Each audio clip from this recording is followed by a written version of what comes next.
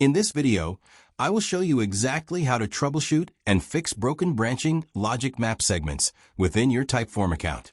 When you are building complex forms, it is very common for the logic pathways to get a bit tangled.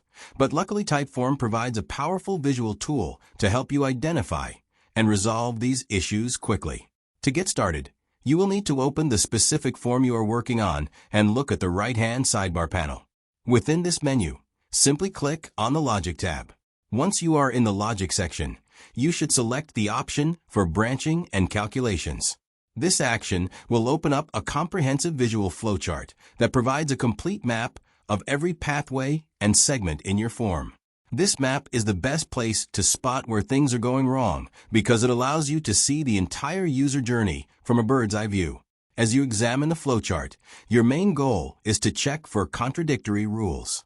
A contradiction usually happens when you have two different logic conditions competing for the same answer, or when a user is being sent to two different places at once. These errors are the most common reason why branching logic breaks or feels unresponsive. Carefully look over each line and node to ensure the flow is logical and that no two rules are providing conflicting instructions to the system.